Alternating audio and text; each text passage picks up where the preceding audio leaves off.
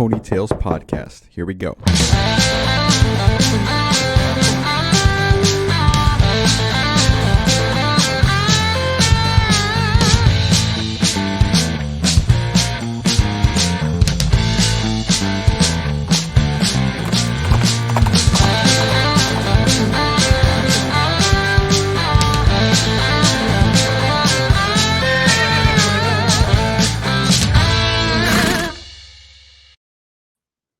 Hello, everyone, and welcome to the Ponytails podcast. My name is Andres Gamboa, and I am one of your hosts. Thank you so much for being here. Happy June. So excited to continue this June month of European guests. So all of Europe, all of June, we've had only European guests, and it's been super, super fun. I've gotten to know so many people from different places in the world. I feel like I have different couches to land on if I ever take a Euro trip, which is coming at some point. So if this is your first episode, thank you for being here. We are excited. Just so you know what we are, what we're doing, what we talk about. This is a podcast where we talk to people who sold books with a company called Southwestern Advantage. Now, we're not affiliated by any means with the company itself, but the only thing that we have in common is that we all sold books door to door for 80 hours a week, like Monday through Saturday, over the course of the summer. And so the company's been around since like 1868. They've been recruiting college kids to do this for a while. And we just have people come on the show and share their experience, how it went, what was good, what was the bad, what was ugly, what was the real life experience, no filters, and totally up to them what they want to share with us. So it's been a lot of fun. Several hundred episodes in, we're past 130 now at this point, and it's so much fun to have been doing this. But if you're listening in and you sold books and you want to reach out to us, make sure you guys follow us. If you didn't sell books and you want to reach out to us, make sure you follow us on Instagram, Facebook, YouTube. You can subscribe, hit the bell right here below, and make sure you subscribe to our channel. We have these coming out every Thursday and every Sunday. So that's a little bit about the show. A couple of announcements within the show. One, of course, BIZZLER is coming up. And if you don't know what BIZZLER is, here's what it is. If you sold books for one summer or more, completed a summer, you can come with us to Mexico. And that's going to be August 15th through the 19th in Cancun. So right now we have applications set. If you click the link below, you can watch the video and get more details on it. Here are just some of the basics. These are the dates on the screen, August 15th through the 19th. And of course, we are going to be at the Valentin Imperial and the Riviera Maya. So nicer resort than just typical BIZZLER stuff. Typical Sizzler stuff, and of course the classics, right? We're going to go out a couple nights to the clubs. We're going to do a slosh ball tournament, all that jazz. But make sure you click the link below and you're going to get all those details on how to sign up. There's also a link way below that you can directly sign up without having to get more information. If you're like, this is me, I'm buying, let's do this, I'm a pony, come on over. We'll see you guys then. So that's super exciting. And then, of course, with Elevate Wellness, one of our friends here at the show, we'd like to give a shout out and shout out some cool alumni that are doing cool things. Seth and Zayn Gallagher. Zayn was on the show in May, and Seth was on the show back in April. Both of these guys started Elevate Wellness. And so basically what they're doing is helping folks get into the best mental, emotional, and physical shape they've ever been. We've been using them for a while at the podcast. And if you guys are anything like me, where I didn't know what to eat or how to feed myself correctly, it turns out, or didn't even know what I didn't know, that's what I needed. And so they kind of hooked it up to give me grocery lists, meal plans. It was super cool, super easy to follow because of the fact that they keep you accountable. Also, it turns out that the workouts that I've been doing at the gym since high school aren't really up to date with what the body really needs and the research that's been done and the things that they know. So my workouts have been really well put out, step by step. I just follow the process and I have been feeling amazing. So thank you guys so much. If you guys want to get in touch with them and kind of get in that shape, kind of better yourself, better your body, let us know. We'll put you in touch with Seth, and that way you guys can have a discount because you heard about them through the podcast. I also want to give a quick shout out to our homie, Will Metscher at Southwestern Consulting. And here's the thing. I don't know if you guys are like me as well, where my favorite part about going to sell books and especially talking and recruiting kids was that you could make a lasting impact in their life.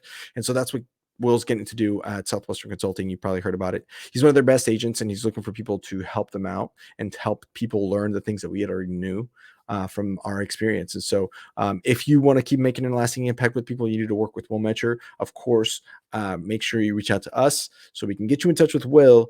He's looking to expand all of the people that he has put on his team are making six figures. So it's a pretty solid opportunity for you there if you guys are looking for that. And then last but not least, I want to give a quick shout out to our friends over at Cardinal Senior Benefits, who are super awesome, and we've had a blast working with them. So Cardinal was started about 4 years ago by if you guys know our buddy Pedro Vega, who was on the show last May. But they got started with us and working with us about since April.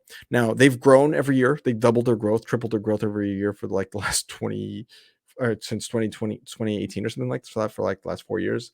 And one of the cool things about these guys is they do zero cold calling. So they're looking for people to come and maybe do a career path. Maybe they want some more flexibility in their life. They're working about 25 to 35 hours a week.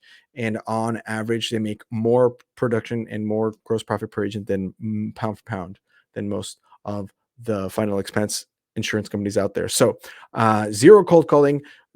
It's just an awesome community to be a part of, and all of the fans that we have had on the show who are, and even guests, and of course guests who work there, have told us that it's a wonderful company to work for. So I have had such blast talking to them and working with them. Love you guys lots. Thank you, Cardinal. Now time to bring our guest onto the screen. Let's go. So okay, today on the show we have Dzineta Ceimere. I hope I said that okay. These Europeans are making me work on my pronunciation skills. But Dzineta is super awesome. She sold for 4 summers, so started in 2016. Then she went on in 2018, 19, and 20. There was a summer where she skipped in there. Maybe we'll get a story out of that.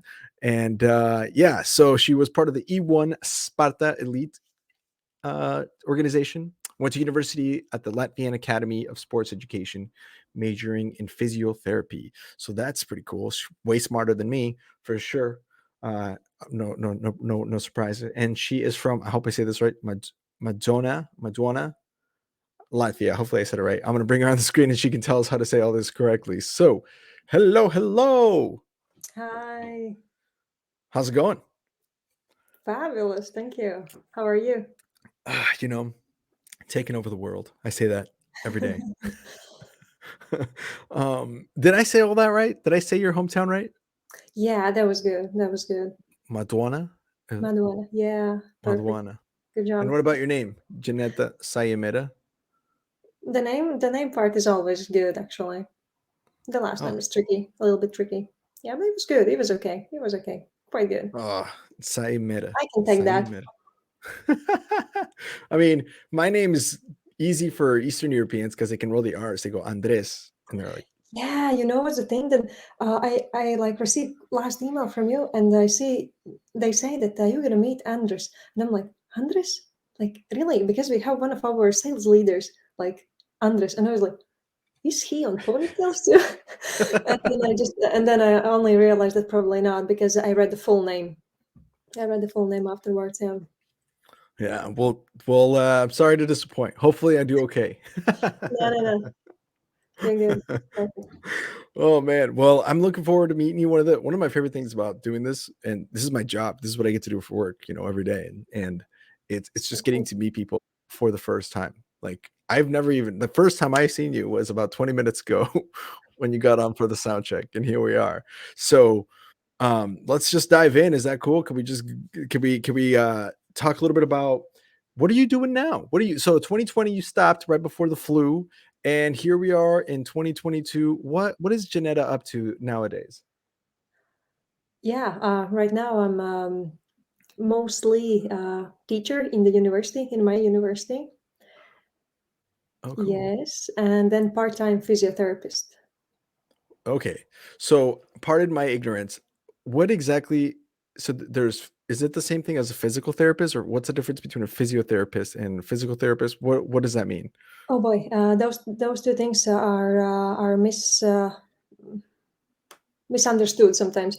Mostly physiotherapy, at least in our language, like physiotherapy is something the person that treats you with their own hands, they help you with exercise and everything. But the physical therapy, on the other hand, it's something that's connected more with the different factors using natural factors like magnet therapy or sauna or infrared sauna and so on. Like heat therapy, cold therapy, and so on. It's like using natural factors to treat. Yeah. Wow. But me, I'm physiotherapist. That's making people exercise. Oh, I love that. I see. So you're helping people get into better healthy conditions in general with your Yeah.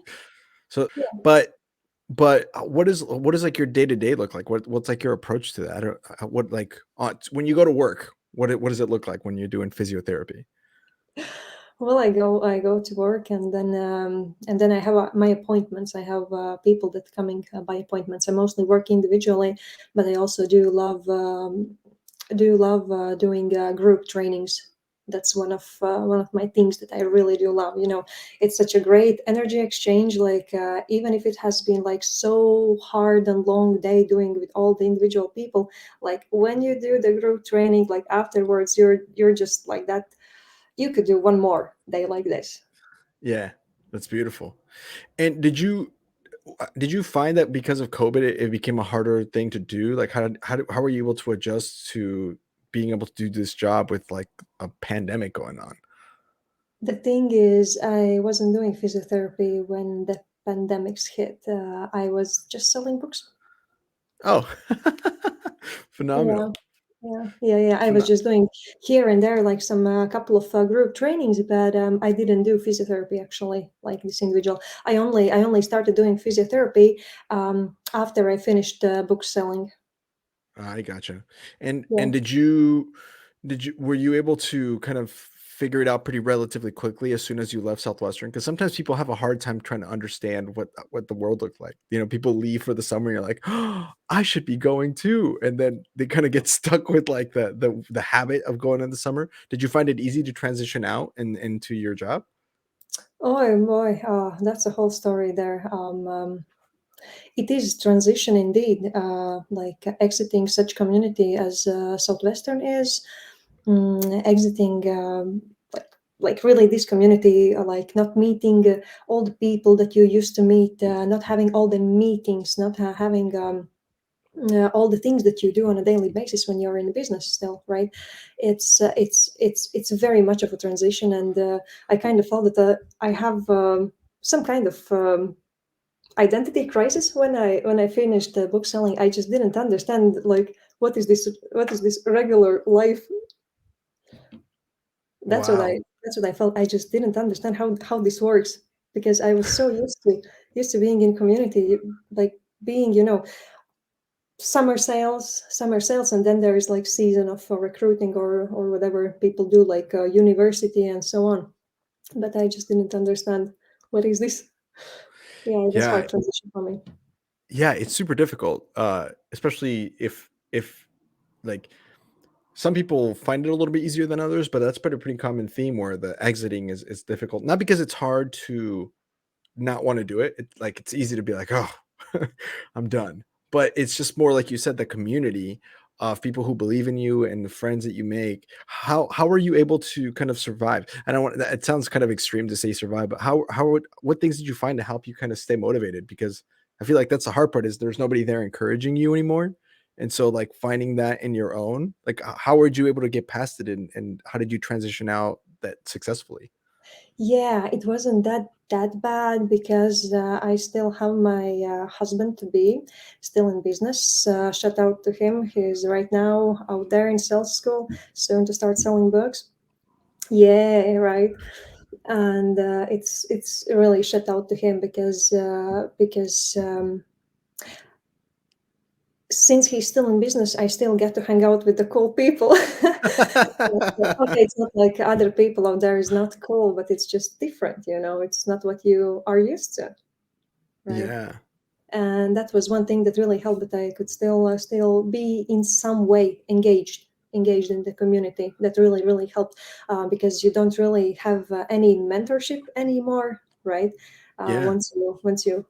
Once you stop selling books, you had all this cool mentoring.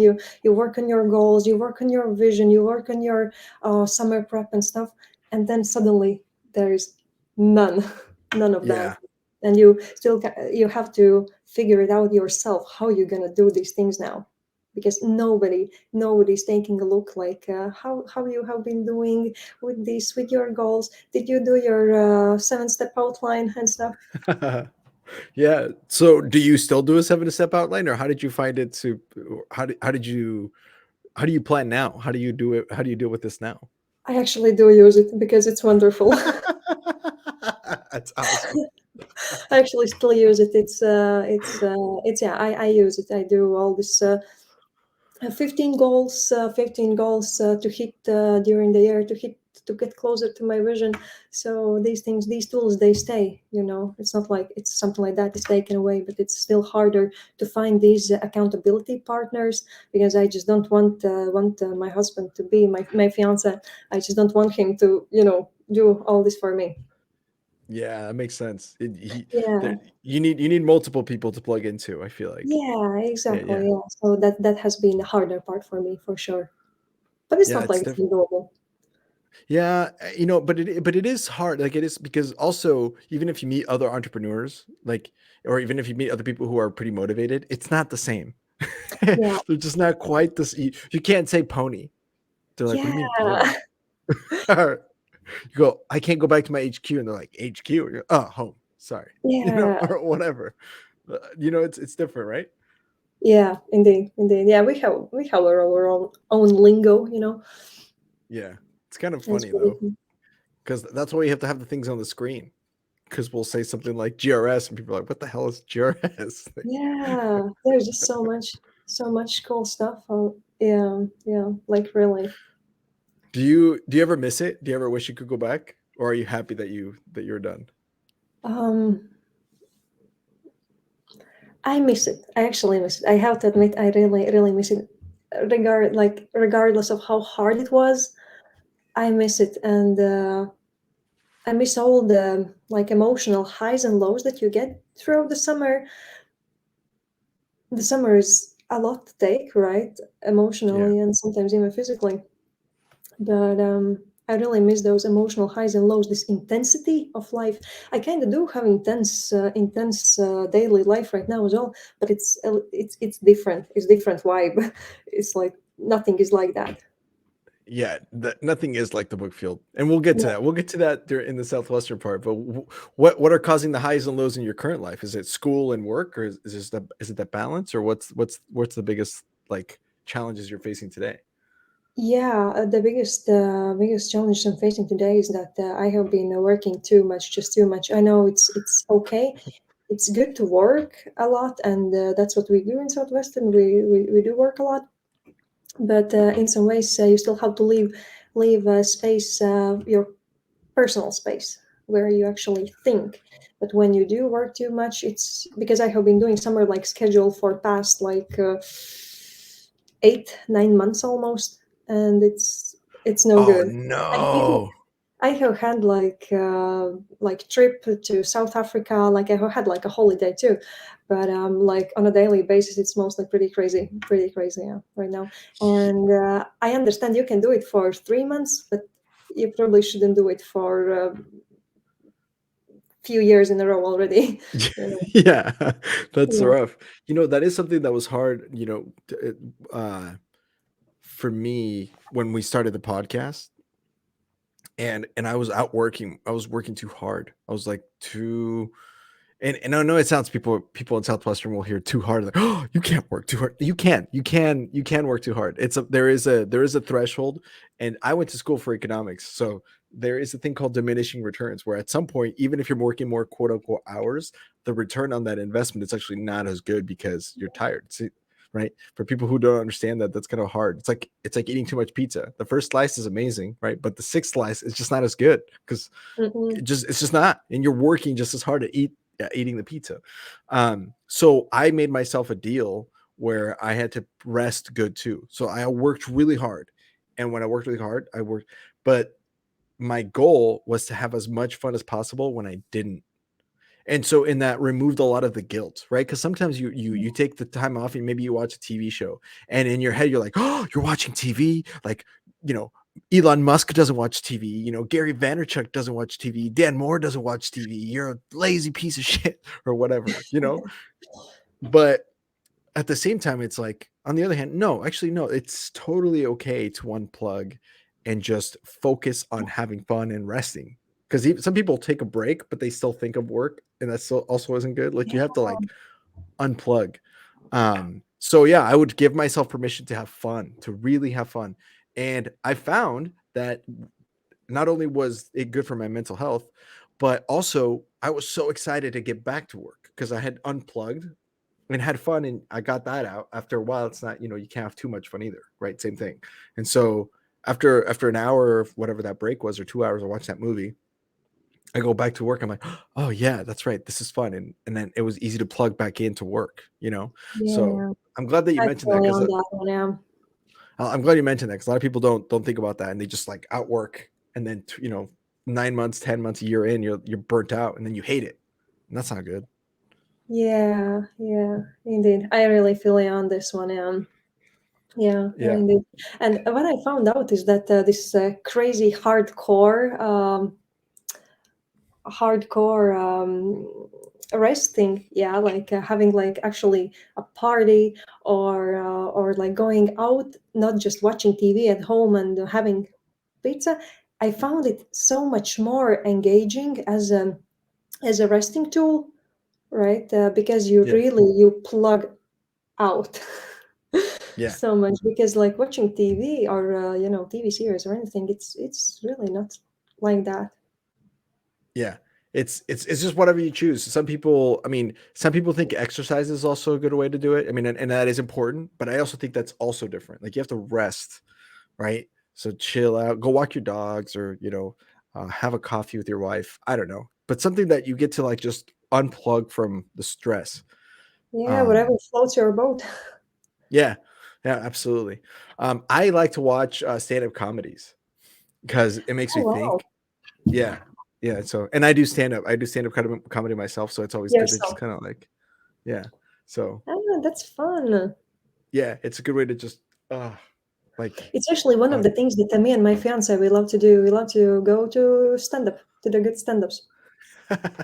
Like there's really. a Do you do some yeah. online? There like a good Latvian comic I need to watch? Oh boy. Not sure if you can watch on YouTube. We haven't been watching on YouTube any of them. Let me check, and then I might give you some leads afterwards. Yeah. Absolutely. Oliver Reina, or Oliver Reines and Oscar Yes. Koha. They do our website. Shout out to VDisain. Um, Oh. yeah, and it's awesome. They're awesome, and they recommended this Estonian guy, but he was in English, and he was so funny. Like, I'm like, I need to find all these international comics. They have some really funny things to say about their own country and the United States, like their perspective on America. It's really funny too. So heck yeah. So please send me those. I will definitely listen to those Already. Latvian I comics. mean, if they are Uh, in English. hopefully they have them some in English, but yeah. Otherwise, I I want to start learning Latvian. Yeah, that'd be a good reason for it. Maybe I need to just maybe that's my thing to rest, is I just start learning a whole different language. Latvian. Oh my gosh. That'd be so hard. But yeah, I can do it. I could do it. I could do it. And you learn Indeed. Spanish. Sorry? You learn Spanish and I'll learn Latvian. Okay. I have heard Spanish is quite easy to do. At least I have heard it from some good people. So probably I could do that. Yeah, actually it's not bad because everything's pronounced the same. It's Andres Gamboa. It's like Ah, you're used to the okay. long. Yeah. Yeah, it's not bad at all. So that's your native. People So that's your who native language, Yeah, my native Spanish. language. Yeah, I'm Colombian. I'm Oh, originally from how Colombia. fun! hmm Yeah. So Wow. it's been a blast. I've been here for like 22 years though. So it's not like, Yeah, you I'm don't pretty have to much have accent. US. No, I don't. I don't talk like these. Yeah. It is what it is. It is what it is. That's so funny.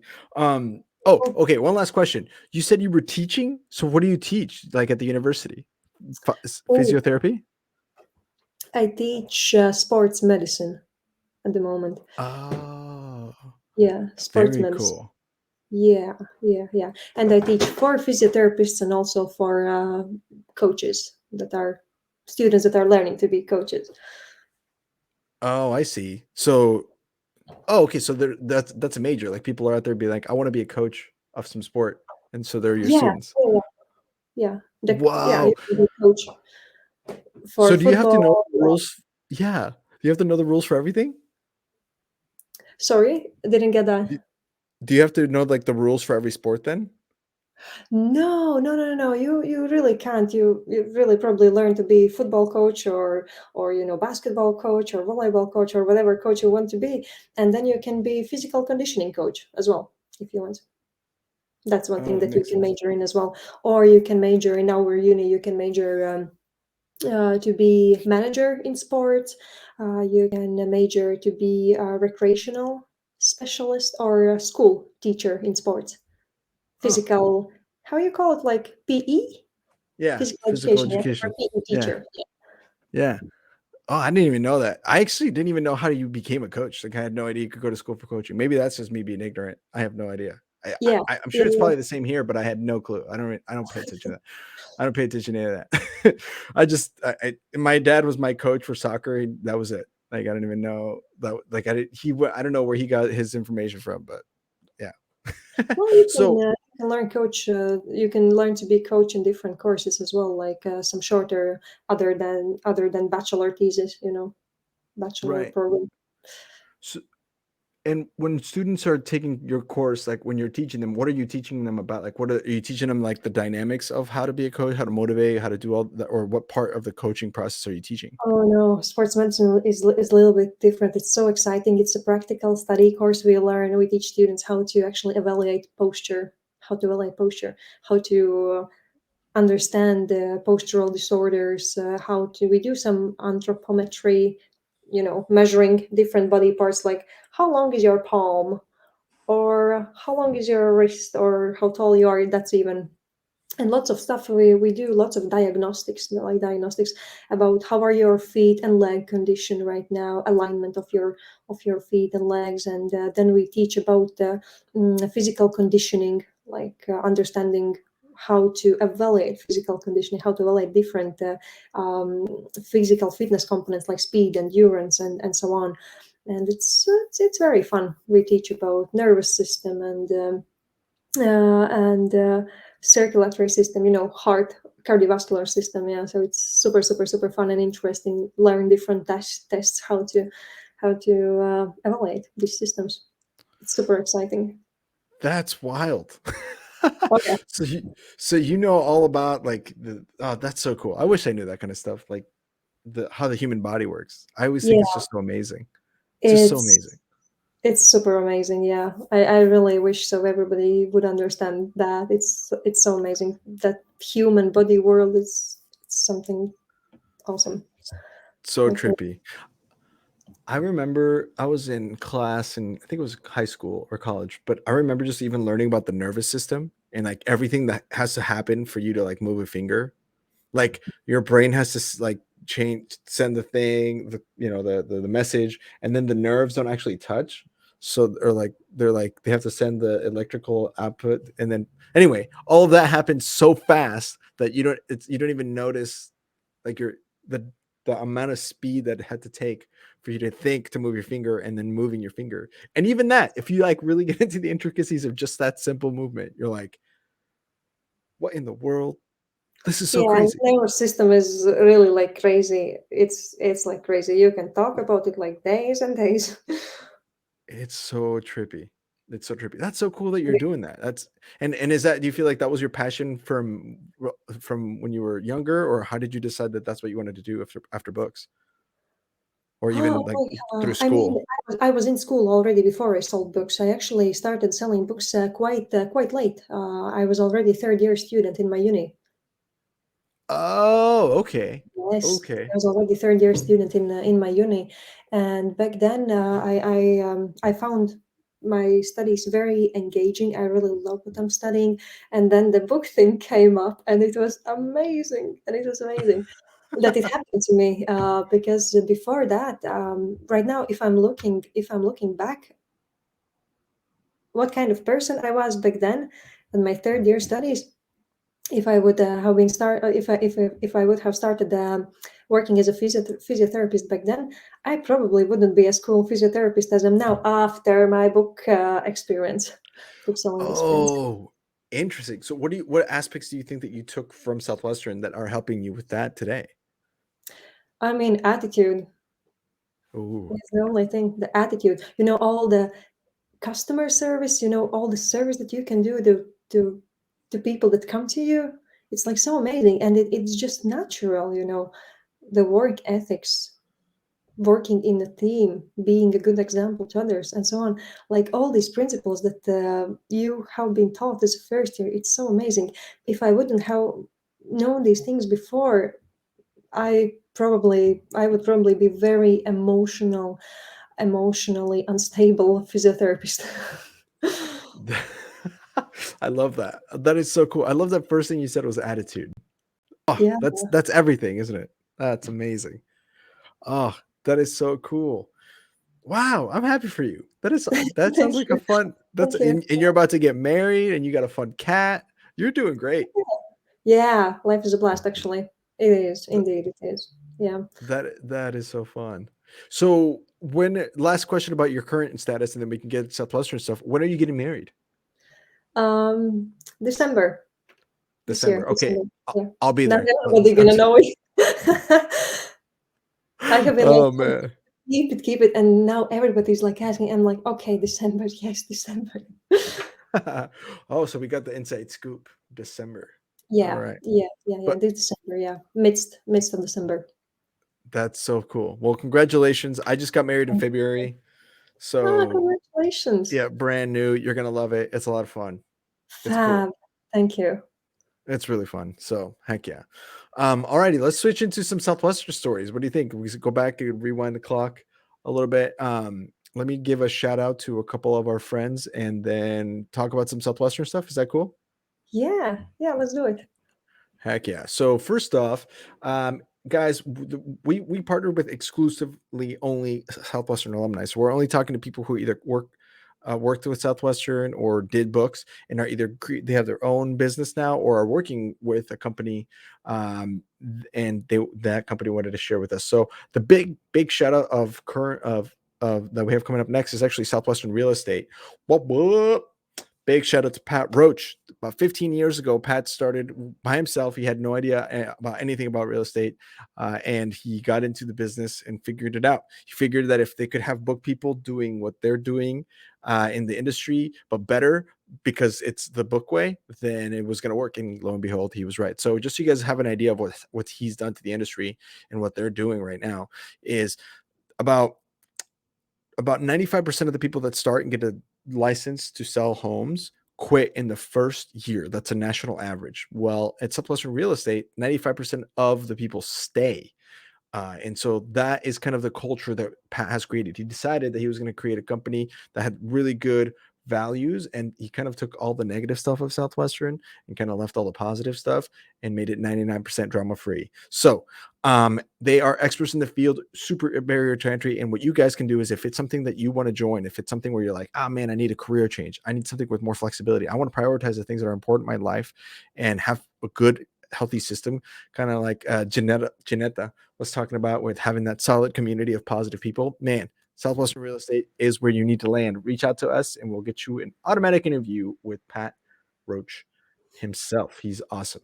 Love the guy. He's the funniest dude ever. And then, of course, we are also brought to you by Thought Leader. Thought Leader is with Dillon Barr. Dillon Barr sold books. One of the funniest guys to ever do it. Redhead, super funny dude. And they exclusively partnered with us for two roles that they're looking to fill. One is the SDR role, and the other one is the enrollment advisor. So SDRs, they're solid sales experience, but it's the entry level role, $50,000 to $75,000 a year, and you're calling warm leads. So you don't have to go prospect. It's not cold calling. You're calling people who are excited to talk to you about doing a TED Talk. So they help people land their TED Talk. We had Fido on the show back in May, and he had just landed his. They've helped 400 people do so. The other role is the enrollment advisor. And so basically the SDR qualifies the leads, make sure that they're ready for the program, make sure they're kind of the right fit. Your enrollment advisor puts them in the best program depending on their topic. And so that role gets somebody between 130 to 250,000 a year. But here's the thing, guys, this is a high exclusively difficult role. This isn't just like you're simple is easy. It's challenging. It's going to be kind of fast paced. You got to be ready and on the money. So if sounds like something you want to be a part of and you're interested, Dillon Barr has got to reach out to db@thought-leader.com. He is awesome. Love him lots. Company culture there is great, by the way.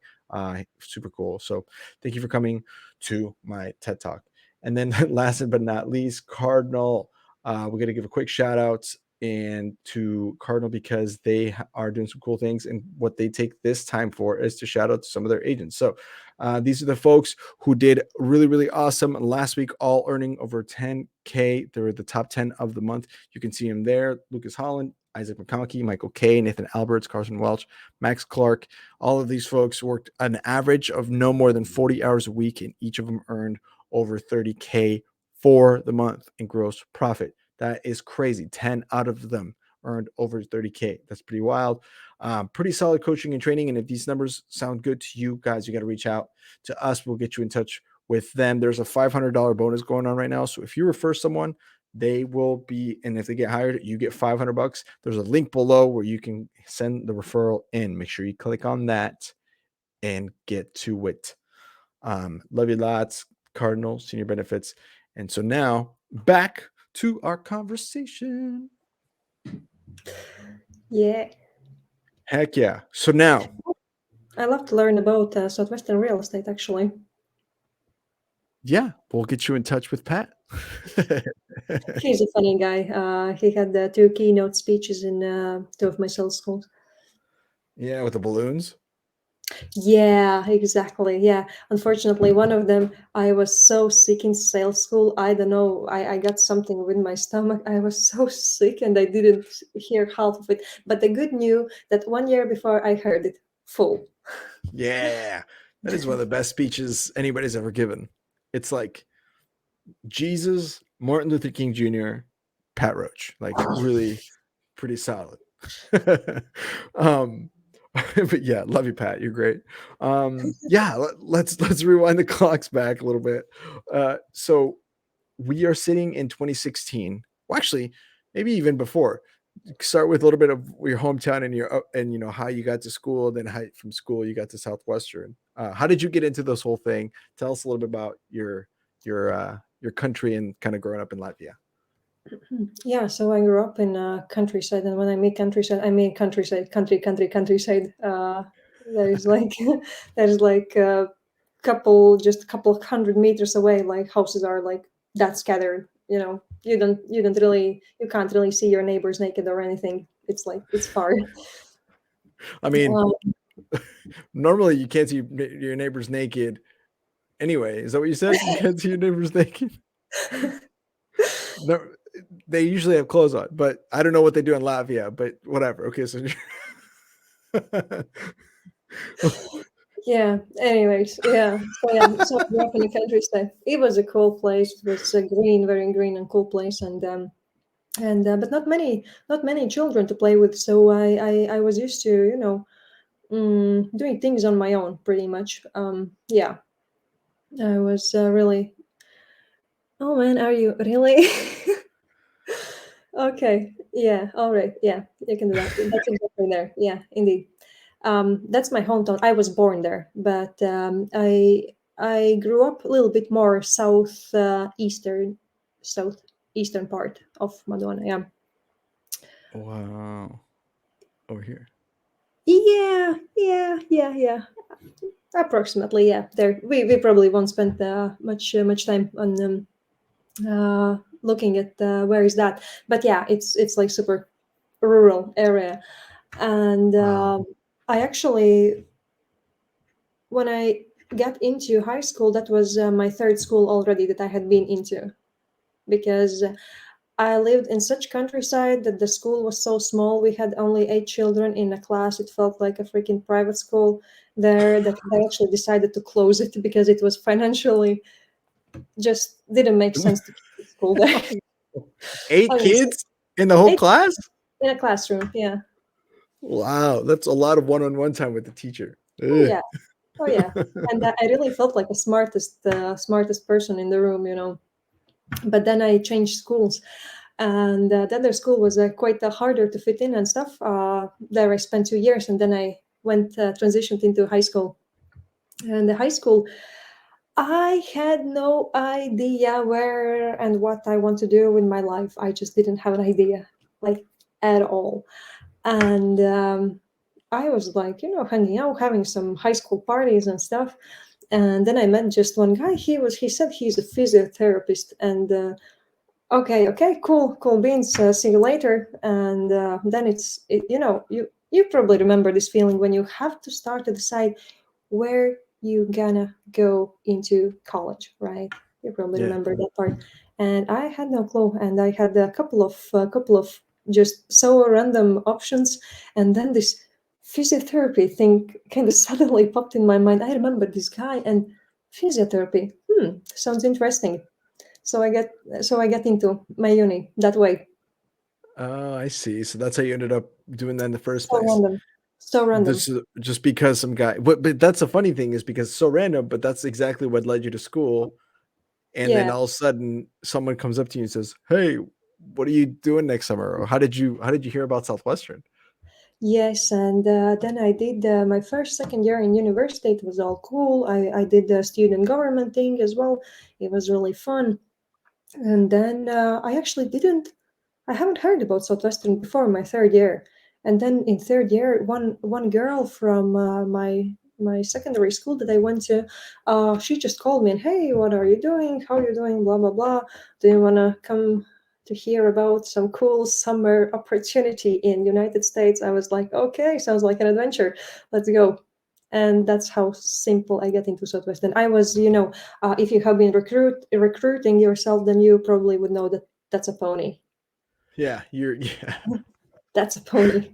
You're that's a pony amongst ponies. That's like a unicorn because I mean, everybody's got to be a pony to go sell books. That's what I've always said, on the Yeah. show where it's like if you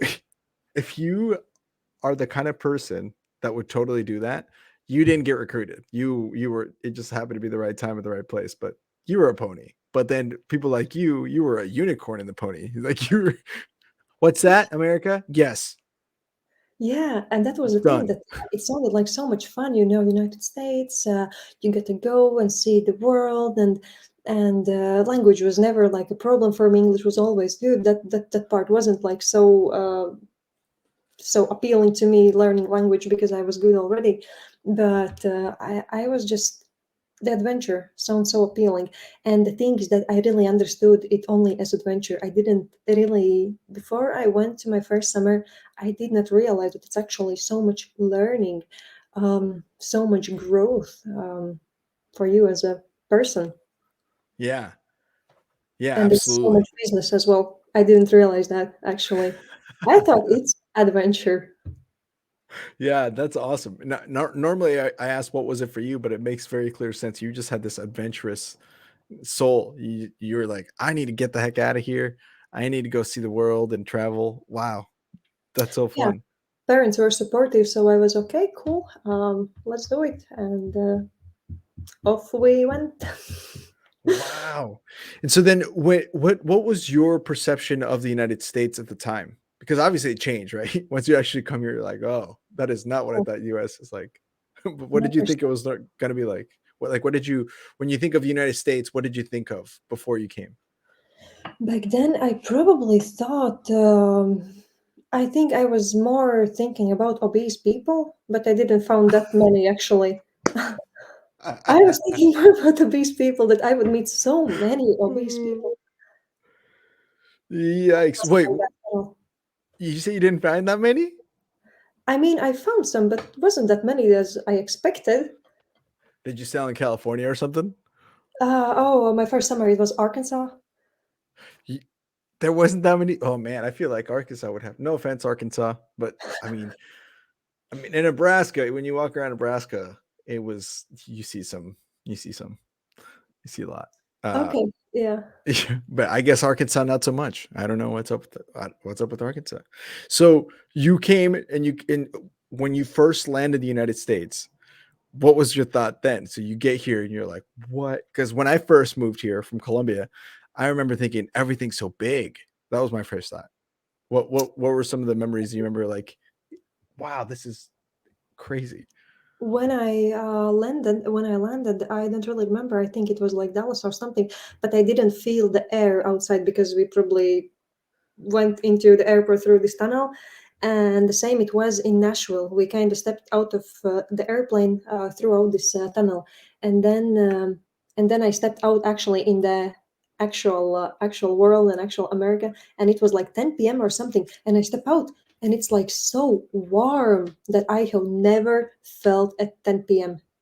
It was so warm, and I feel my arm. It's like kind of sticky, and it's also something that I have never ever felt before. This humid warmth, humid warmth. Never ever Oh had it man. before, and I There loved it. there was And I someone loved it. else on the show that said that you loved it. You like that? Oh man. I mean, I just love summer. I just love heat, and maybe not that humid, but I really do love summer and the heat so much. It feels like a hug. That's one thing I loved about America because everywhere I went, it was so warm, and I loved it so much. Wow, that is so cool. I think Data also said the same thing. She's from Latvia, and she's like, "We just get so much cold up here that you just don't experience heat. You don't experience that kind of heat ever until like she said the same thing. She goes, I remember I stepped outside the airport and it was just this wall of warmth, and it's crazy.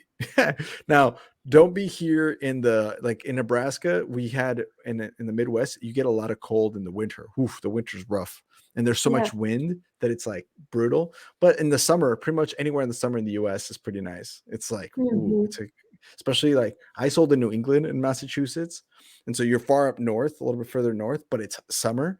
Ah, the weather's so nice in the summer there. It's so nice. Loved a lot. It is So like nice, nice. It doesn't get heat. They don't get heat over the they summer. do they do get heat, but they don't get humidity. So or here, like I live in Portland in Oregon, and like in the mornings, there's actually not much humidity here. Even people think of like rain, but like when it's not rainy, it's just a regular day because we're in the mountains. And so Yeah. like um we're in between like a valley. And so the summertime is so nice because it gets in the at night you could like it's like you can kind of wear a sweatshirt or a light jacket maybe or not at all. Like it's nice enough to not have it, but you can if you want to.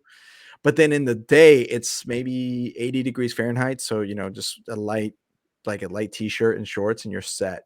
But it's nice and warm. It's not super humid, but it's not super dry. It's like right perfect. Nice. Oh, It's so it's nice. yeah, and there's mountains, and so you can go hiking, and it's like the nice temperature for hiking, and walking your dogs is pretty. And everything, since it rains so much, everything's mossy. Like you know what moss? It's like it Mm, looks like a green carpet. It looks like this, but green. yeah. And Yeah. and there's flowers everywhere. Like Portland's insane. It's really pretty. It's a city of I have roses in the heard about United that. States. It's so pretty out there. The Yeah, Washington and that coast out there, it's like so pretty. I yeah, hear it's it a wild. lot, especially when I sold in Idaho and Utah. Everybody told that it's so pretty out there. We're gonna go on vacation there. Yeah. Yep, it's I mean, it's a destination for sure. But then I sold door to door for after books. I sold door to door in Arizona I in the thought nobody desert. sells in Arizona because it's so hot in there. No, I wasn't with books. It was after I left books. I was knocking for a solar company, and we went to Arizona, and it was 120 degrees Fahrenheit, and Oh it my. was brutal. No wonder nobody sells there. Yeah. So it just Yeah, I mean, I kind of depending. get that. I was selling in southern Utah in St. George. It's kind of rough out there. Yeah. That's I mean, crazy. the heat, So yeah. so you sold in Arkansas, Utah, and Idaho, or what were your 4 summers? Yeah, so 2016 Arkansas, 2018 Southern Utah, St. George, Richfield. 2019 it was most of the summer it was around Salt Lake area, and then the end of the 2019 I was in Idaho, probably last few weeks, and then 2020 UK. Like you sold. Like, Oh, that's right. yeah. That's right. You guys sold. Whoa. Okay. There's a lot of questions right. Okay, let's go. So you sold in like, but UK, not Kentucky. People are like, Kentucky? No, like the Uh-huh. United Kingdom. Yeah, yeah, Wow. United Kingdom. 2020, United Kingdom. What were some of the differences? I mean, there had to have been so many different things that you noticed. Oh, wow. I found the people in United States so much more polite. That was the one of the main things. And of course, it was so much warmer in the United States. Um, um, yeah, even though 2020 summer in the United Kingdom wasn't that rainy at all as I expected. Again, this expectation, I was like thinking that it's gonna rain like every freaking day, but it wasn't. It was so nice summer actually. I remember like couple days raining actually, maybe three. It was really good The- summer. wow. But the like the houses, like what are the rules different? Did you approach it the same way? What was it like? The house, it was so funny. Oh wow, yeah, because you probably in United States you wouldn't be selling in such estate, but in UK we were selling in estate. It's kind of like very long building where there are several houses, and then there are like super long that kind of estate where you take your book bag, you go approach a door, I don't know, you get approach or not, sit down or whatever, and then you actually what you do, you just lift your bag and place it like half meter away just by the next door. It was So you're like getting that. a million demos a day. Like just Yeah, you could do just a million demos a day. Yeah, the numbers were a bit higher. Yeah, the numbers were higher. wow. Yeah. Did you find it any easier or any harder? Like what like was it or is it about the same, just different? Yeah, I found United Kingdom harder. I don't know. Was it expectation that somebody had set, or was it like I don't remember, but I find it like super hard. I find it the hardest summer that I had, Wow. and it was And my then last. but that is so weird because like the books are designed for like the Common Core or like the Yeah, and US they like were hard. education system. So how did they like what is it just kids books that you sold or how did you even like you Oh, know what I mean? the thing is that even it was even kind of hard to get sit downs for me there in United Kingdom. I did lots of approaches though. Yeah, I Yeah. bet. So the sit downs God. were harder because of the COVID as well. Some people were cautious, and yeah, I just didn't do that well in UK. To be honest, Yeah. yeah, I didn't do that well. Yeah, because COVID, I mean, it was just you were kind of not really set up to succeed very well. Because I mean, it's hard. It's just not the books don't really apply. The people are different. The culture is different. They're not used to that kind of here. But Like there I were don't still know. people that actually succeeded, and that's the crazy part that some people did and some people didn't, and it was probably I mean probably they didn't sell as much as they would expected anyways if they would go to US, but yeah, it That's was it wild. was a good challenge. But like yeah, like mentally it was toughest summer. But after that toughest summer, I got some good decisions in my mind that I want to make up about my life, and that was actually good. I found myself more decisive after that summer. Actually, Wow, that is so. That's a cool like way to think back on it because there's yeah, maybe it wasn't as successful from like a production standpoint, but there was a lot that you learned from you know just yourself and like the things that you want. You got clarity. It sounds like on what you wanted yeah, to do. yeah. In a lot of ways, in many ways, yeah. About how I want to spend my daily life and so on. Yeah, definitely. Wow, that is so powerful. That Oh is so yeah, powerful. definitely. That is so powerful. What do you think, I guess, would you say to yourself back in 2016? If you could go back in time or write yourself a letter to your younger self before you went to sell books that you've learned, like what the biggest takeaways that you think that you got from that experience? Particularly my first summer, girl, be on schedule. Be on schedule. Yes, I was such a stupid first year. Oh boy. Stupid first year. And because I thought it was an adventure, I didn't really like. I think I didn't really realize how serious it is. Actually, how serious you can actually what actually you can get out of it. I just didn't realize that back then. That's okay. So wait, Yeah, you got off schedule? Did you get off schedule quite a bit? yeah. I did. My third summer, I That was was my way off first summer. schedule. Yeah, I I did. went to the movies. I went to bars. I had like I went to the park. Yeah, I went so many movies that summer. It was crazy. Okay, I didn't do Did, a movie part. did you just sat in the car? You just kind of Sorry. sat there? Did you just kind of like sit there or what did you I, do to pass the time? yeah. So what I did, I was that was hard actually because the Arkansas was quite hot and humid hot. Like that was Yeah. humid hot. That was a harder hot than it was Utah, and I didn't go to much places like McDonald's or anything. I went probably a couple times, but mostly what I did, I was more like riding around something like that, and sometimes I just grabbed a seat somewhere and like under the tree or something, but I just don't get it like right now. It's I just weird how don't you get. think back. Yeah. Yeah, I mean, like how could I be so bad first year? And boy, I'm actually I feel so lucky that they didn't send me home in the Yeah. middle of my summer. I'm so grateful.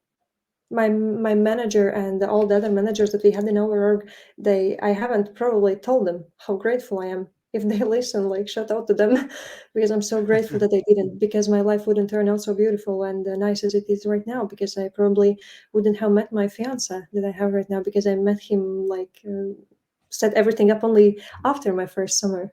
I'm so grateful. Like Yeah. regarding how stupid I was my first summer, it's just like I can't stress it enough. Wow. That's a beautiful way to look at it, but you learned, right? And Yeah. that was the experience that you needed to learn. Oh yeah, definitely. That's beautiful. Wow, that's so cool. I mean, I don't know. I feel like for me, I think back and I had good summers and not okay summers and because I was off schedule. And I think back and at first I felt really guilty, because I was like, oh man. But now I look back and I'm like, no, I needed that. That's what I needed at the time. That's what I could handle. And I look back and was I lying? Was I not being a man of integrity? Yeah, that's all true, right? But that's okay because you make those mistakes and then now you look back and you're like, hey, here's what I learned though. Like, here's what I understand about myself. Here's what I learned about boundaries, balance, work-life balance, and what I can and cannot do. And I think I'm a better person relatively because of it. I don't know. I still have a long way to go. Everybody's growing. But to compare to who I was in 2016 and 2014, my third summer, because of that experience, like, I needed it. So I'm grateful too. And I Yeah, think that's cool that I you're grateful as well. feel you so much. I Yeah, do. we're on it. We're on it. You're awesome. Now, I have one more question about your experience, and then we can go into ponytails, which is where you tell like your favorite stories. Now, Hmm. um, that could be like how you met your husband, or it could be or your fiance, or it could be like fun stories that you remember. Funny. We've had a Mhm. variety, so start thinking about those. But um, between so you did I read? So you started 16, and then you skipped 17. Yes. So how did that happen? Because I skipped the summer too. I skipped 15. I No went way. 14, not 15, and then back to 16, and then I was done. And What then, what oh, and mm-hmm. then that was my last one. Yeah. So yeah, now you know what kind of first year I was, and I didn't have an intention. I didn't have an intention to come back. Actually, I did not have an intention. Yeah, because I wasn't successful my first summer. Of course, because of my off scheduleness. That makes sense. And I didn't thought I would do it again. Like honestly, I went back to my university, and how it happened, I met my fiance, and we started to hang out and stuff. And then it turned into something serious, and he kept selling books. And yeah, then I skipped one summer. We were already together, and he went to sell in Alaska, and we still kept in touch over the summer and everything. And then he came back from Alaska. We moved in actually together after that summer. So that was like serious, getting serious. And we were having good time together. And I saw how he's growing. I just saw how much he's growing over the time. And it wasn't like really conscious process, but it was about 2018 January, February, when we were kind of not really jokingly, but we were kind of like thinking like how it would be if I would come back and sell again, and it didn't seem too bad of an idea actually. And then you And said, it "Yeah, was let's do it." it was a great idea to actually do it. I started off with talking to my DSL Marat. Uh, Thanks to her as well, of course, that they allow me to do it for a few more years, and it was also growth for me. Yeah. Other 3 years that I did with Southwestern, like lots of growth, lots of decisions to make, and yeah, that's how it happened. I Wow. didn't really have an intention, but I got my boyfriend who was still involved with Southwestern, still kept selling, and he's probably the one to blame Well, it's all for good showing because me that's how how good it is. because here we are. That's so cool. That's funny. Mhm. How it was for you? Like if we are not short on time, and you can share. Yeah. Oh, we got all the time you want. Let's see. Well, so I sold. I it was kind of a redemption kind of vibe, but also it was more mainly to help my brother. So my first summer went really well. I think I had like one of the better summers, first year summers since actually, and it was awesome. I saw the cool side of Southwestern vibes where you do well and everybody knows you and everybody hypes you. And you're like, yeah, all right, I'm awesome. Woo. My second summer I went back and I did well again, not as good as the first time, but still it was like I still made money. It was fun. I still made Sizzler, all that stuff. My team did well. I recruited 5, and then one of those was my brother. And then 2014 happened, and Yvette Keister, who was our DSM, I don't know if you ever heard of Yvette, but she is legendary. She's a legendary bookwoman, like whew, stud. And Does she she have a left. podcast here in ponytails? Yeah, she's been on here. Number 30. Oh, cool. Number 31. I don't know. It'll be if you guys are listening, it'll be in the top corner up there. But yeah, I'll send it to you when we're done. I'll send you the link to her episode. She's awesome. And yeah, so she moved on, and Grant Greeter, who was also at the time a DSM of the force, he also moved on. I mean, these guys were in the business. Yvette was in it for 20 summers. She did 20 summers with Southwestern, and Grant did Wow. 25. Like a long time for a while. And so because of that, everything kind of started not doing so hot. I did really bad my third summer. I ended up owing the company money. It was not good. And I was like, I'm done. This is dumb. I don't like it. I had a passion for it, but now I don't. Bad time in my life as well. It's not good. And 2015 came and went, and it was good. And then my brother had a choice of he said, okay, well, I can either take up kind of what's left of this organization and try to recruit and rebuild it, or I can move on. And so he decided to come back and do it and rebuild it. And then he was like, hey, can you do one more summer? Let's get you back out one more time. I need managers to help train. And I said, okay, I can help. And I tried it. I worked. I wasn't as like really off schedule at all. My fourth summer, it was just mentally, I was just like, I don't care. So I was just knocking and not second approaching, and I wasn't doing it right. Um, and I mean, I still had sales. I still had people buy and stuff, and I still had it. Like there were some days where I started getting in a row and selling big packages. Like, but in my head, I was like, I don't. This isn't my heart's not in this anymore. Mhm. And then yeah, that was it. That was done. And then my brother kept going. So my brother's a DSM now. Oh, wow. Yeah. So yeah, and Beautiful. he met his wife. They have a baby. The whole thing. I was like, they're like Madis and Marit, or That's a comeback. Yeah, it was a solid comeback, and I think they just left for sales school like 3 weeks ago, or no, it's been a month now. May, somewhere in May, and I think there was like 70 kids on their way to sales school or something. So they grew it back, and it's coming back slowly. But yeah, so I don't know. I feel like it was nice to come back, but at the same time, it's like, maybe I should have like kept going, because I feel like I lost momentum with the other stuff I was doing. But at the end of the day, I learned what I learned. And it was Do good. you miss Bookfield sometimes? Oh yeah, I do. I I think do. Nobody's asked me that before. at some point, right? Sometimes. Yeah, it just, you miss especially because my wife didn't sell books, and so sometimes I'm like, I wish I could just go to show you. Like there's book kids in Washington and Oregon this summer, and I kind of want her to go follow for one day and just be like, just go follow this just the OL, just be Mhm. like, go follow this person for one day and see what it's I think you like. should do it. I think you should do it. Yeah, I think so too. It's just, I miss the meeting people. You know what I mean? Like Yeah, totally. Oh man. every house was just so different. You know what I mean?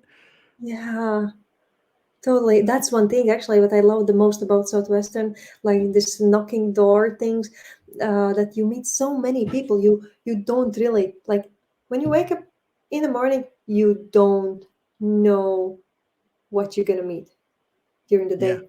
It might be the most awesome person, it might be the most unawesome person, but it might be a blast anyways because the stories you have afterwards is like crazy. It's crazy. You just meet. I mean, holy cow. When you say, and I think people who are listening who didn't sell books, they really don't understand. Like, Hmm. uh, it.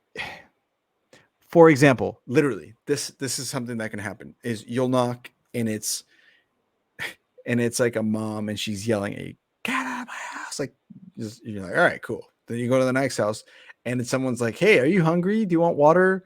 Do you need anything?" Yes, we'll take everything. You're like, how do you live next to each other, right? And And then, then, like a few moments later, they're, do you want to stay with us? yeah, yeah, yeah. They're like, you're awesome. We want to be. I had a mom offer me to go on a date with her daughter. So my first summer, I was 18. Her daughter was a senior in high school, just turned 18, and she was Hmm. gonna. So she was gonna go into high school, her last year. And I was like college kid and freshman. I was like very young. And she goes, "I'll buy your books, but if you take my daughter on a date." Like, Ooh. And you don't really what? do that in the summer, right? It's like, No, oh, you're not. They tell you, do not do that. And she was yeah. pretty, and she was really nice, and I What do they wanted say? to, but How do they say to the boys? Keep your rocket in your pocket. Yeah, that's what they that's say. right. Because it happens, and it totally happens. Like, you get hit on, you got lonely moms. It happens. I can't imagine as a girl how many dads are creepy. It's got to be just like, ugh, like just a bunch of dads being creepy all summer. Ugh. Just nah, no, because you get enough of moms that are creepy. I can't imagine. Ugh, No. that's crazy, but Yeah. that's the craziness. That's what I'm talking about. Like, all of those scenarios happen, right? Like Or- a mom, nice, mean, evil, like lonely. You also get like the other ones that are like, they just talk too much, and you're like, They can't stop. Just can't stop. I gotta go. Oh man. Next Speaking of mom is which, waiting. yeah, it's like I gotta get going. We had hoarders. Do you know what that is? Hoarders. Yeah, I think so. It's like people who keep everything, Yeah. Yeah, yeah, yeah. and Uh-huh. and it's messy. You know what I'm talking about? You've Yeah, seen yeah, yeah. those. I have seen those on the TV. It's American TV show. I don't remember how it's called. I think that's how it's called. Yeah, Hoarders. it's The Hoarders or it's something. it's called, yeah. But then you knock on a door and you're like, how do you live like this? Like, it's so crazy. I don't know. It's just wild. Yeah. So I It do is. miss that. I miss the new people. Like every story, every new thing. I miss that. Yeah, But and the most fun part is that actually you meet them in their own environment. I kind of have like people every day. I meet new people every day. Sometimes I have like my patients that come like every week, but sometimes you do get new people, but it's the most intense when you meet them in their own environment. It's like crazy. You just don't know. Maybe you knock on doors and there's like a dad that is totally wasted, and he's doing like crazy funny stuff, and you're like thinking, is this for real? Is this really happening to me right now? Yeah. All Yeah. the crazy stuff. You're absolutely right. You just don't know. You just don't know. And so when it happens, you just think back. Have you seen America's Suvi, or there was an Estonian film that some Estonian students made about Southwestern? No, I'm not quite sure. Oh my God. I You almost want got to some show stuff to you. share with me. I almost want to show you the trailer. It's like, hold on a Okay, let's second. watch it. I I gotta, can spare time for that for sure. Let's do I it. gotta show. Yeah, I'm ready. Oh. It's like, I know where to find it. I know exactly how to find it. But I started watching it because I couldn't find it, and I actually have the link for the movie if you want to watch it. But I started watching Perfect. it, and I'm like, how is this? They get it all perfect, like the vibe of the summer, all the situations, like the mom yelling at you, like all the ones I talked about. Okay, here we go. Let me share the screen. This is so funny that we're doing this, but okay. Chrome, and here we go. Okay. Can you see this? Not yet. Oh, wait. And oh, 1 sec. Boom. Okay. Oh yes. Okay. Here we go. Wake up. Udo, wake up. Mis teed? English. We need to fit in. It's gonna be a normal day, okay day. You know you're in for the wildest ride of your life? You can make more money than you even thought was legal. This is the best summer job you will ever have. Tulin siia, et teenida rohkem raha kui kunagi varem. Oleks võinud teadnud, mis mind ees ootab. Hi, I'm from Estonia, trying to sell some educational comic books. Educacionale. No English. Madre, libro. First 3 weeks is all about horseshit and no ponies. You make all your money in the last 3 weeks. Everybody buys. I'm coming in. Sir, this is your very special day. You work pretty intensive. How can you keep up with this for 13 hours? A pony? Yeah, you don't know what a pony is. You're such a rookie. Ma töötasin intensiivsemalt kui kunagi varem. Aga mitte ühtegi poni. I wanted to have an adventure of a lifetime. So are you having your adventure of a lifetime? No, not yet at least. Oh, you look very hot. Thank you. Oh. My friends call me Predator. A predator? Yes, have you heard of anything like that? You see the signs. You can't read English. What the hell you doing here? Stop being such pussies. You shouldn't come here. There's a thing called custodian mafia. You don't get off the property, I'm gonna blow your ass off the property. Ponisid polegi olemas. Kui rumal minust, uskuda mingeid muinasjutte. Miks ma ikka veel siin olen? And don't forget the big fat American smile. Come on, Martin, give it a try. Open it up all the way. Come on, show me your teeth. More. Yeah, that's the way to do it. It's America, double XL country. Everything is big. Yeah. Oh, I love that. I really gotta watch this. Yeah, I'll send you the link. I watched the movie this week, the first time, and I was like, what? It's great. All of this. So But good. did you see what I mean? Even in the trailer, you're like, oh my God, that happened to me. I've seen this. So crazy. Yeah. Oh man. Okay. Now we can switch over to the ponytails. Is that Okay, good? let's do that. Let's do that. Okay. And then yeah. So I don't know. Do you have one story? Do you have multiple stories? Whew, I probably have a few. I probably have a couple or few. Okay, cool. So that's good. Be thinking of those. I'm gonna give one more shout out to our friends, and then we will get to those ponytails. Is that cool? Yeah. Let's do it. Okay, so first shout out over to EnLight.Energy. Now, EnLight.Energy is doing a great thing with the solar industry, kind of what Southwestern Real Estate did with the real estate industry. So it's pretty cool. They're looking for folks who are wanting to work with them. Nick Taverdi, Julio Hernandez, Alex Black, really cool group of folks. And they're actually on a massive expansion right now, growing pretty quickly. And if you guys are looking for something else to do, maybe a little bit more flexibility, it's kind of fun because the way that they do work and the way that they earn money is a sale every other week is enough to earn 6 figures. That's how lucrative this industry it is. So it's pretty wild. They've built a pretty solid company culture as well there. So make sure you guys reach out to us and we can get you guys in touch with Julio. Love you guys lots. One last shout out over to VDisain and Oscar Koha and Oliver Reynes. They got our website going. Guys, we have merch for sale. So if you want to go and support, buy yourself a hat, buy yourself a sweatshirt. Doesn't matter. Whatever you guys want. We got baby gear. We got water bottles. You name it. It's all good. Make sure you guys go to our website, the ponytailspodcast.com. The ponytailspodcast.com.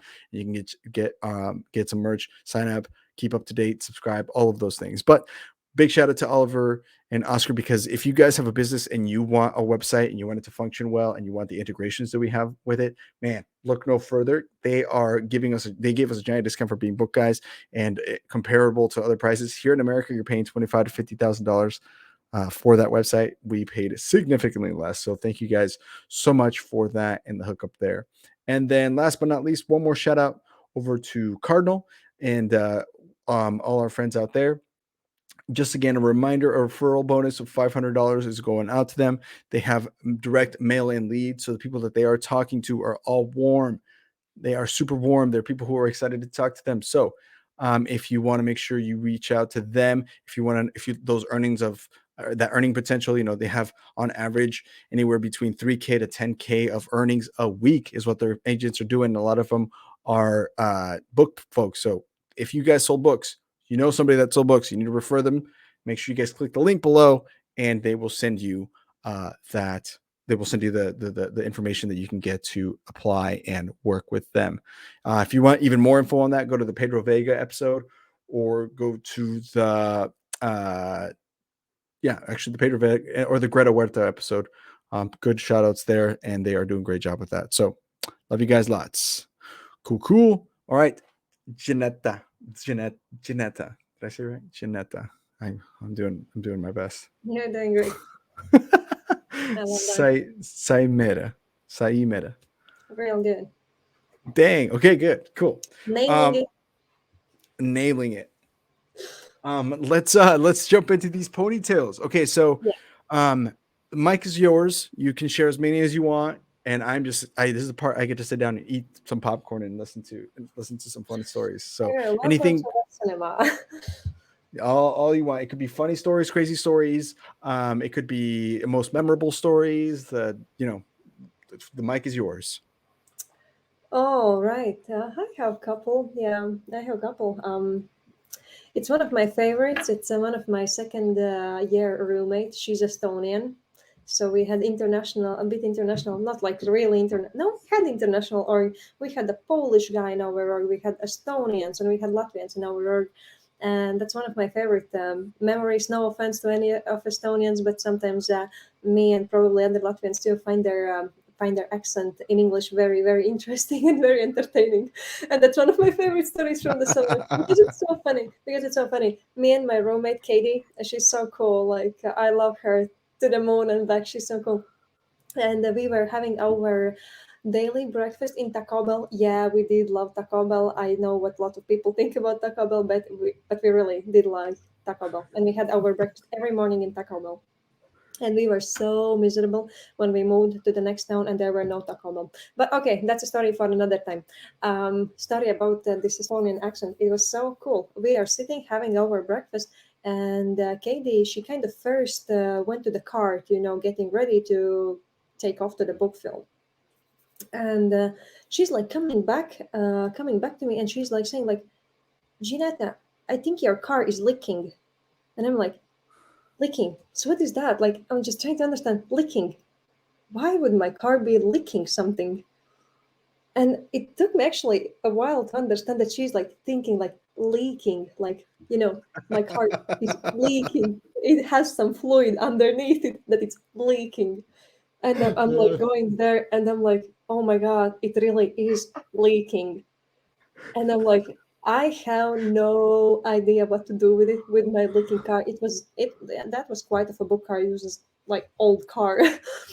We both had old cars that summer, but it was the best book car that I ever had. It's a real book car. And I don't know what to do. And I'm like, okay, I still have a picture. Katie took a picture of me. How am I taking this oil stick out to check the oil level or something? And then Yeah. I'm okay, looks fine.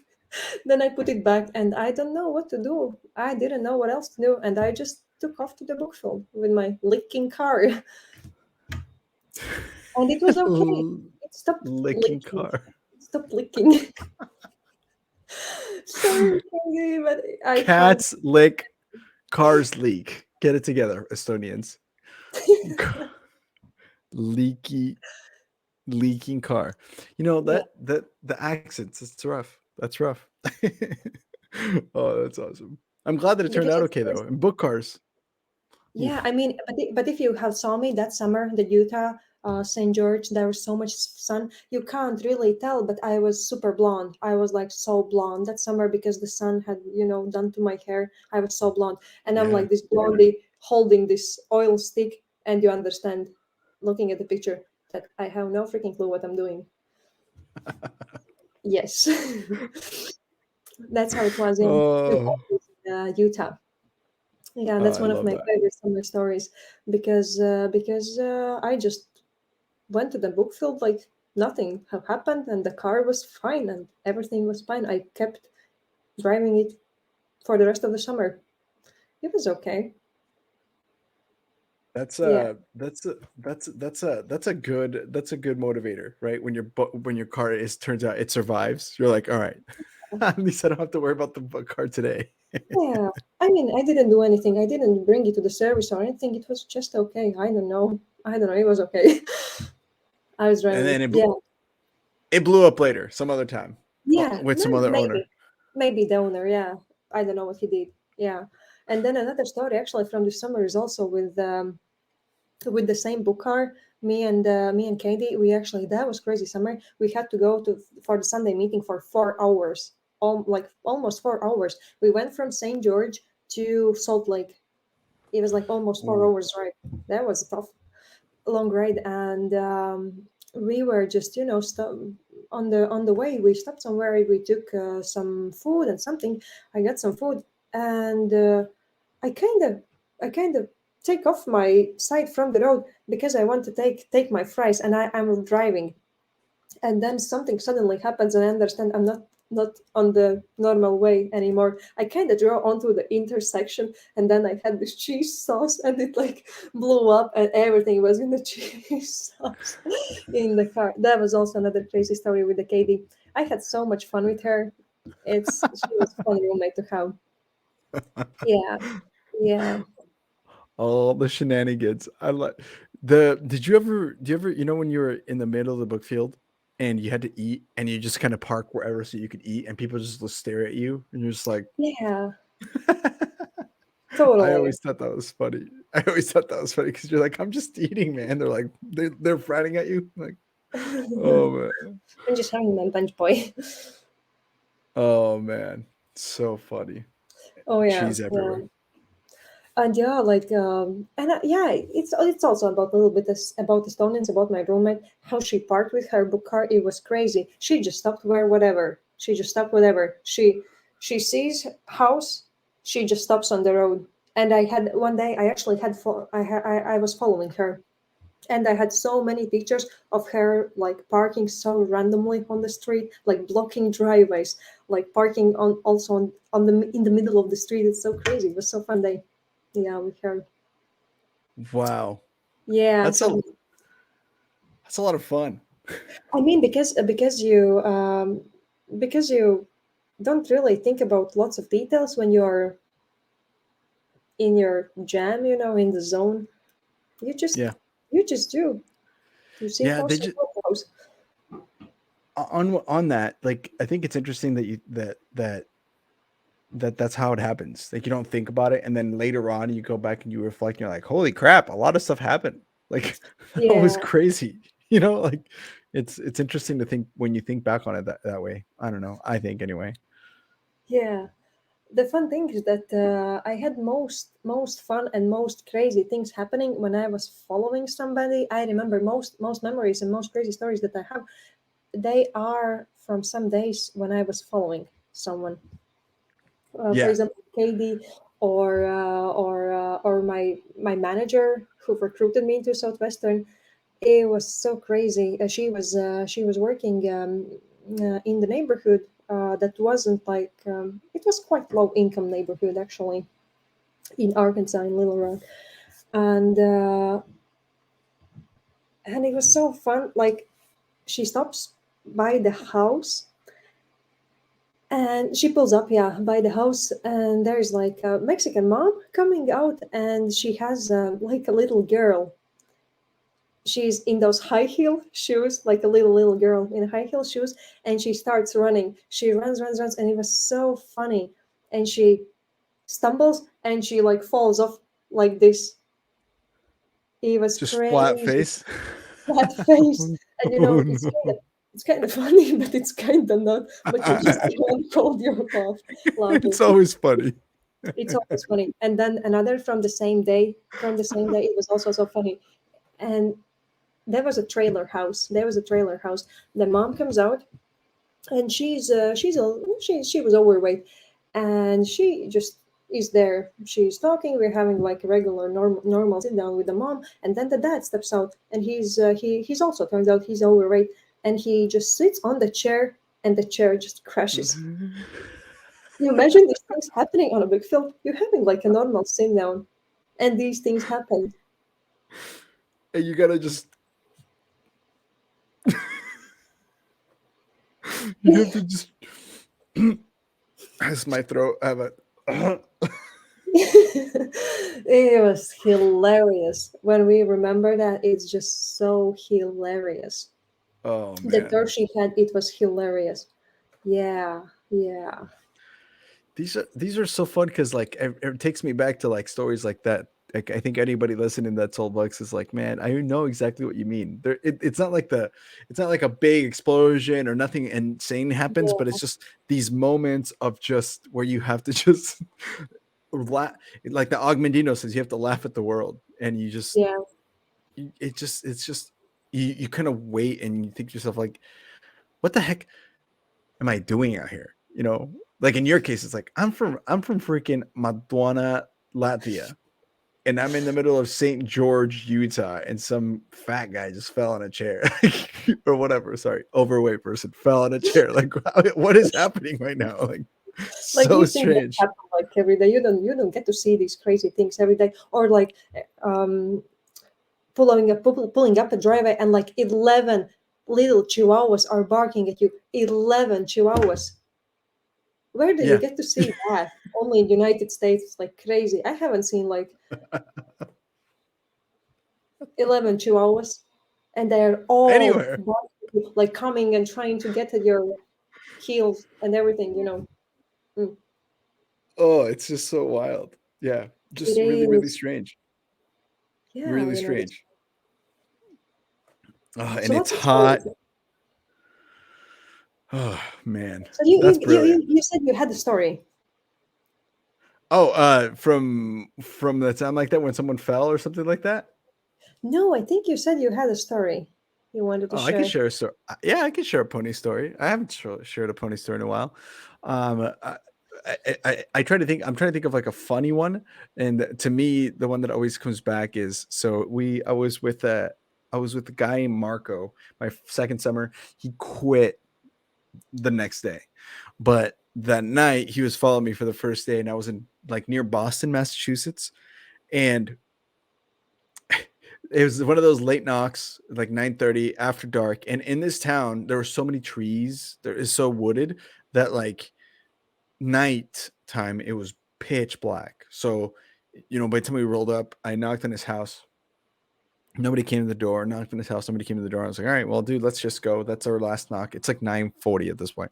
All right, that's our last knock. Let's go home. And I'm walking back and I hear a guy go, hello. and he was being so rude. Now, again, it's funny not because of the guy, but just like in my head, like just thinking back on it, the whole situation. So this guy's trying to be this tough dad. He's like maybe 5'10", 100 and what, it's 70 centimeters, like not very tall. And he's wearing just this t-shirt and shorts. He's coming out and he's trying to be like tough. And he cusses. He's like, "What the fuck are you doing here?" He's got the accent, right? "The fuck are you doing here in my house?" And I'm like, "Hey man, I'm just selling books." But the guy, his demeanor was so like tough guy. Now, what made this the funniest part, I don't know why, is he must have been like a lawyer or something, and he had a suit on earlier, and he had like dress socks. And so the dress socks he had were colorful, but he was missing one. So for some reason, I just thought it was just the funniest looking man because he was just so trying to be so tough, but he just looked like so silly. He goes, "Is this your car?" And I'm like, "Yeah, that's my car." He goes, "Get your fucking car out of here." And I'm like, "Hey man, where's your sock?" And he looks down and he's like, "Don't worry about it." I'm like, "Yeah, but why are you only wearing a sock? Like, don't try to be so tough." Like, I just started talking back at him, and because I could tell Marco was scared. So whatever, he like tells us to get off and we leave. We get back in the car, we're driving, and Marco, we're just driving. He goes, and he just starts laughing, and I start laughing, and he goes, "That dude was just wearing one sock." And again, there's nothing really extremely funny about it, but just the memory and the situation of the ludicrousy of it. Like there's some guy in like a t-shirt and shorts, maybe his underwear, I don't even know what it, boxers or something, one sock yelling at me, and I'm in the middle of Massachusetts trying to sell him little kids books. Like, what the fuck is going on? And so we're just driving, like, dude, that was the weirdest moment of my life. It was just so awkward. I'm like, "Where's your sock?" And he's just like, he was just so like shocked that we asked him. It was like awkward silence for like 10 You seconds. didn't even, dare to ask, "Where's your sock, dude?" Yeah, like, oh man, I got kicked out of that town anyway the next day, but it was worth the laugh. It was so funny. I Oh have man. never been kicked out of a town, like never. Oh man. It's the worst. The It's cop like, showed up it's like, in a sit down. ooh, Yeah, I like I was barely doing a sit down. had light award, barely. You didn't have any blue light awards? I have just one in my first summer, I guess, just one, and No it's like way. so yawn. Wow. No, I had a lot of blue light specials. Yeah, we it sucks when you were like sitting with the mom at her porch and then they show up and you're like, Yeah. because then it just makes you look so bad. Nobody thinks the police are good, right? Nobody's like, "Oh god, the cops are here, maybe they'll buy." No, they were like, "What is But this?" one thing I noticed about United States and the police, I think you kind of view police as the good people that it really, you have this feeling that they're gonna protect you, that it's like something you trust and you that's gonna protect you. Like in Latvia, on the other hand, we have like a little bit like different this feeling. Oh, cops! Oh boy! Oh, Oh, that's changed. That's changed recently. it's different vibe. Yeah, it is true. Like in some ways, sometimes it is like you think of them like, "Oh, good, the cops are here," but nah, sometimes it's like not good. Like there's still people that get scared. Like you'll be driving and you see a cop next to you, you're like, "Oh, to make sure you're buckled in." You put your phone down, you're like, it's still, they're still scary here. And also, honestly, people of color sometimes are pretty nervous of like brown and black people because of you've read Twitter or the news. So yeah, I think it just depends on what you look like sometimes. Like again, I'm not trying to blanket everything. I'm not saying every brown person, every black person, but I can tell you, at least from personal experience and from friends, it's like that's not it. It depends. So yeah, Cool. but Can I share one more story that from my following days with Katie? It's also hilarious, hilarious, hilarious. I can't. There's like whole audio that I took by accident. I was following my roommate Katie, and we go to one door, and she knocks on the door, and then it comes out like the white guy comes out. We think he's dad. We think he's dad, and he's like, is this some salesman crap? And he looked like pretty wasted. And Katie's like, yeah, we are showing these cool educational tools here. That's for for helping with math and stuff. And he's like, oh, something, something. And then we hear, wait. And we raise our, gaze from the second floor. Yeah, there's like mom. And she's like, what are you up here? And Katie's again like, we're showing these cool educational tools. And she's like, girl, we don't need any of that. And we're like, okay. And she starts like saying so many things that I have my white husband and I'm making him to work on my land and I pay his parents to teach my children. And she's like starting to say so much crazy stuff. And I'm recording because I was like, I'm just going to record some approaches for Katie. And I Oh, recorded the whole thing. And she's like, my kids are gonna be the biggest basketball and rap stars. They have a big boing boings and stuff. And it's crazy. She says so much stuff. I have like all of it. And I'm like back there, like listening and trying not to laugh again. It was the craziest approach that I have heard in my life. It's like the crazy stuff that she said there. my God. Wow. And I still can't understand. Like I remember the dad, he was like totally wasted. But the mom, was she? I didn't quite get, was she You like hope so. You hope so. Any mom that's saying my son's got the biggest boys to a stranger at the door, she better be drunk. Oh, you hope or so for something those else? kids' I mean, sake. it's crazy. Yeah. That's what. Do you still have that recording? Okay, and she's like turning away, and we're like going away. Yeah, that's one of also the craziest Buffalo stories. And the thing that I have the whole thing recorded. Wait, where's that recording? Where is that recording? On my drive, but it's a little bit to listen. Yeah, it's with the noises and everything, but you can get the words out of it. Yeah. Listen. If you can find it and send it to us, we'll enhance the audio, hopefully. Oh, I can. Yeah. Oh, I can And afterwards. Yeah. we can post it. That's yeah, it's so crazy. And I think I didn't quite even get everything that she said because it's probably some kind of United States lingo that I didn't even understand, and maybe for you it might be even more hilarious. I don't know. It was crazy. That was so funny. I would love that. If you could find it, send it over. That's so funny. Indeed. That's awesome. Just Oh let me man. ask, Katie, if she's okay that I sent her voice over. Oh yeah, make sure Katie's okay with it. Yeah, for sure. Yeah, sure. That's Anyways, so funny. Wow. that was Well, hilarious. that concludes that we can wrap it up with that one. That was a great story. Yeah, that was a super great story. That's it's pretty much the craziest. If you would ask what is the craziest memory, probably this is the one that monologue that mom had, like telling all the stuff that she did. Oh man. And then we got to find that recording and then post it and add it on Yeah. to the end of the video. That'd be so funny. Yeah. Oh man, I love it. Well, thank you so much for being on here. Dzineta. Sure. Thank you for Dzineta. having me. I was like way excited to be here. I'm glad. This is so fun. I get to do this every week. It's so great. It's so fun.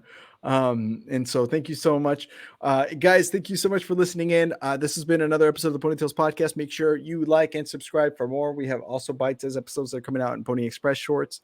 BIZZLER's coming up. Make sure you reach out to us and look forward to some more episodes. Of course, the end of season 5 is coming in, so we'll take a little break and then come back strong with season 6. Of course, Dustin Hillis is up on the horizon. We have him coming in September at some point. And yeah, we're looking forward to that. So see you guys in the next one. Thank you so much. My name is Andres Gamboa. We'll catch you on the next one. Bye.